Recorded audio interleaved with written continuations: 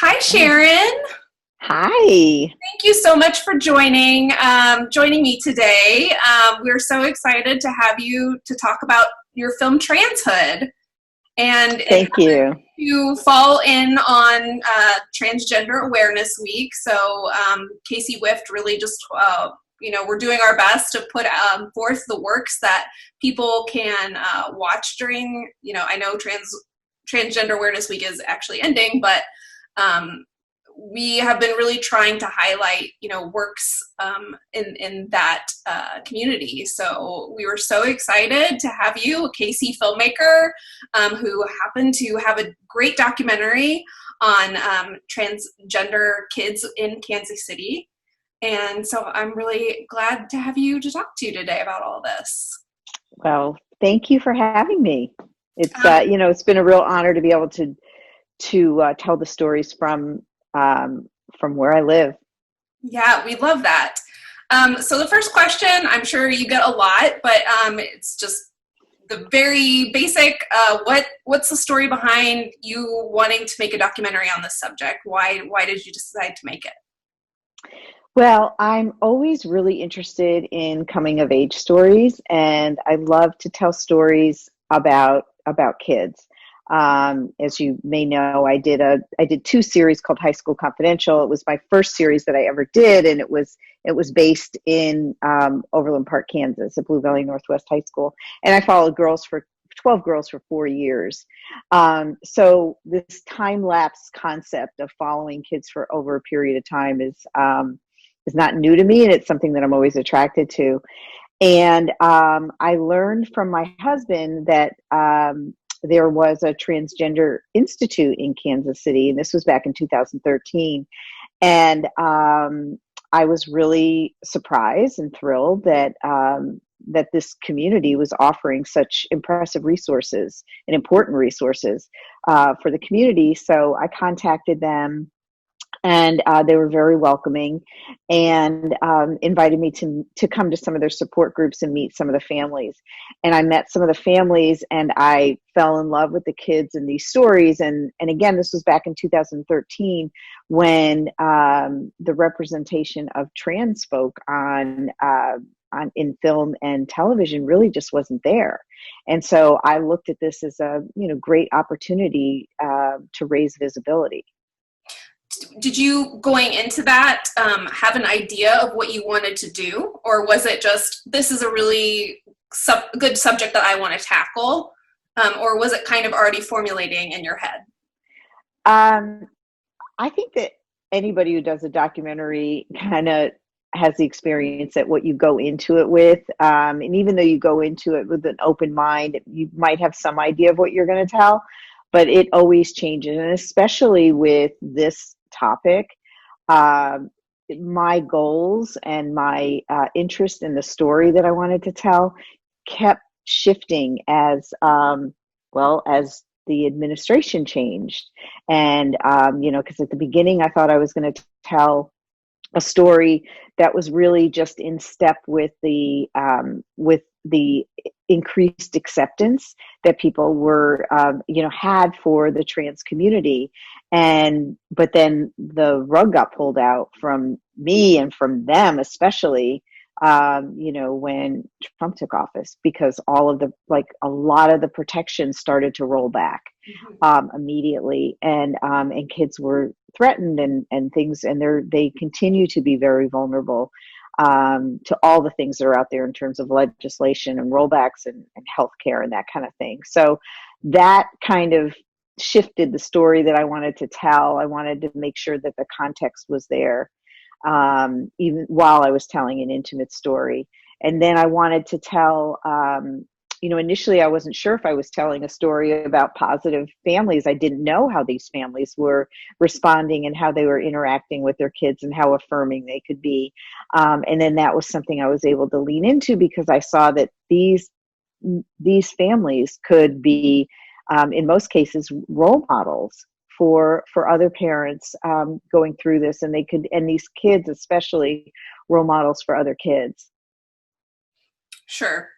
And I noticed that watching the documentary too. It really seemed like in some of those families, you know, the parents were learning as they went and really just kind of following what it was their young children were saying to them. Yeah, I mean, that was really what the beauty of it was, is that these families, they didn't want fame. They weren't interested in being on TV, but they really wanted to help other people, and they understood on an instinctive level that this could have the possibility of changing lives. And so they committed to it, and they committed to telling their stories over time, and they committed to showing how vulnerable they were and how all the missteps that they made, and they were willing to put that out there so that other people could learn. Sure. Um, and it's called Transhood. So was the film Boyhood an inspiration behind the style and the title at all? Yes, I love the film Yeah. Boyhood, and I, we kept trying to come up with a different name, and Transhood just kept sticking. Mm-hmm. So I feel like you probably could have gotten this documentary done sooner if you had just decided to, to film a few months back when you started this. But why was it important for you to follow them for 5 years? That's a great question, because it really was important to follow over several years. And I didn't know initially that it was going to be actually 5 years. I knew that I wanted to tell some more of a time-lapse story. And why I think that was so important, especially with these kids, is because as people started learning more about what people had never met, some people had never even met a transgender person, and still to this day. And I feel like that the media started coming in and doing sort of snapshot stories, like one point in time. And it was sort of more satisfying a cisgender curiosity. And I really didn't want to do that. I wanted to normalize the trans experience and what transitioning is. And so I knew that could only happen if you follow kids over time, and you get to really know them, and you really get to see them evolve, and you really get to see them blossom, and you see all the challenges and the triumphs, and then you just see everyday life. And I think that's what people are relating to. I think people are really just seeing this, the experience as being more normalized to them. I also found it interesting, kind of the physical transformation too, because you're starting in some of these cases with, kids who haven't even hit puberty yet. So seeing that transition in 5 years of, okay, we've really watched them from being a child to transitioning into their adulthood as well. So I think the 5 year, following for that amount of time was really eye-opening and insightful into kind of their journey as well. I think people find that really satisfying, to actually see them grow up on camera.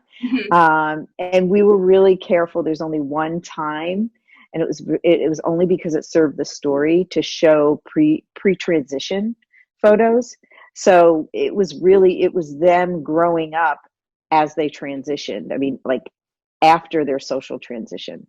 So that was really important to tell the story that way. It was also important to tell the story with kids starting at different ages, because they start at 4, 7, 12, and 15. And by the end of the film, they're all 5 years older.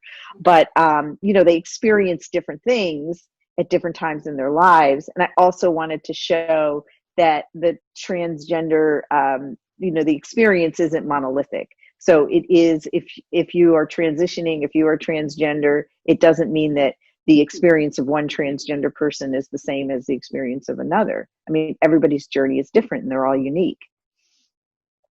So I feel like Kansas City also kind of played a major part in the documentary. Do you feel like you could have met the goals that you wanted to meet if you had filmed it somewhere else? Or, how big of a part did kind of the Kansas City culture, play in making it?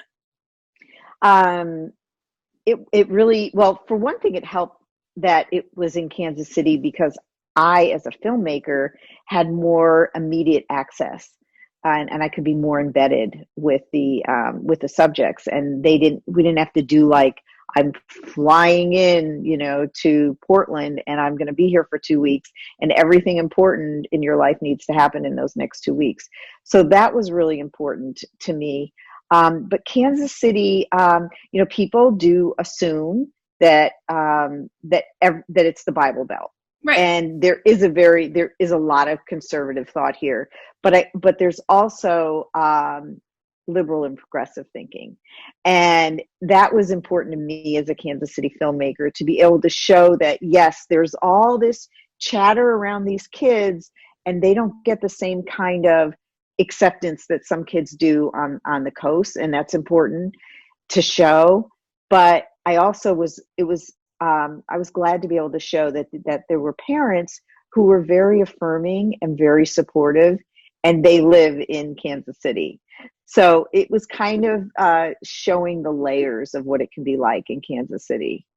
If that makes sense. I feel like there was maybe one line in there too, talking about how, maybe the core of Kansas City is progressive, but then outside you've got, the more conservative nature of folks too. So I was interested in that. It kind of touched on that a little bit too. Yeah. I mean, I think the kids, I think that their chances of their peers having known someone who was transgender, those chances go down. So like if you grew up in New York or you grew up in California, just the familiarity is different. And I think that's really important. And that's why I think it's important for the documentary, for people who are seeing it, that it doesn't just relate to, there are a lot of people in the rest of the country besides the coast that have the same experience that these kids have. Mm-hmm. And that said, what did you find it hard, or was it a struggle at all to get any of the families on camera or convince them to, be part of it? Well, I got really lucky because the families that I met, I met with several families, and there was one family that shot with me for about a month, then decided it wasn't for them. But, it was an ongoing process. You have to earn these people's trust every day. So, I got to know them very well. I really care about them, and they understood that I cared about them. And it becomes a little collaborative, should we, is this a good thing that we should shoot? Or maybe this is too private. Maybe we're just not going to shoot this one. So, it's a conversation that you have with the families on an ongoing basis, but they're my heroes because they just wanted to do this to make the world a better place. Yeah. Being Transgender Awareness Week, are there any more stories that you personally feel like you want to tell about the subject? Well, yes, and especially since today is transgender. Today is the day that we recognize people who have died, and because there's incredible violence against, and it's on the rise against transgender people, and especially transgender people of color. And so I think whatever I can do as an ally to raise voices, help inspire action, I want to do that. And if it's through storytelling, then, and if that's what I can do, then yes, I would do it again. Yeah. So the film stops in 2019. Are there, any updates that you can share about Lena, Jay, Avery, Phoenix? I know you said you have a good relationship with all of them now. Yeah. You consider them friends. But it's been, it's been quite a year. So any updates that you can share at all? Yeah, I saw Avery yesterday, and she's doing great and growing up, and is studying languages. So and she's quite the computer gamer. And Jay's going to college, and really enjoying being a spokesperson for trans kids and the film. So that's been really, really rewarding. Lena's doing great. She's working for a makeup company, and Phoenix is just being a kid. Mm-hmm. That's great. Excuse me. Any advice that you would have for our members on making documentaries here in Kansas City? There are a million stories here, and I think these stories are really, they should be told. And I think that people are really interested in stories from the middle of the country. And yeah, I mean, there's so much. My advice is just, you don't really have to go far unless there is a specific story that you want to tell and you know it's in a different city. But if you have a content area that you're interested in, there's definitely an angle here for almost any content area that you're thinking of. Mm-hmm. And you can get it on HBO Max right now. Are there any plans to release it anywhere else where people can watch it at all? No, I think still on HBO, the mothership too, right now. And then it's on HBO Max. And I think it'll live there for a long time. There's also online, there's the HBO did a 3-day event in honor of Trans Awareness Week called Translation Summit, and it's on their YouTube channel. So if anybody's interested in that, they had lots of great keynote speakers and panelists and experts and lots of really good resources for families and allies. And it's, I mean, I highly recommend it. They're pretty short panels, but really informative, and it gives a lot of context to things that are in the film that the film really didn't go into. Mm-hmm. Fantastic. Well, thank you so much for joining us. Thank you for having me. I really loved the documentary. I thought it was fascinating, and everybody should watch it. It's really touching too. So. Yeah, people tell me they've cried. I've been getting people have been messaging me from all over the world. It's been amazing. I'm so happy. And yeah, I think HBO Max is a great place. It's right there on the front, right when you click on it. So really easy to find. And hopefully a lot of people are watching it because it's a really important message. So. Well, thank you so much. We're lucky to have you in Kansas City. Oh, thanks. I'm lucky to be here. Thank you.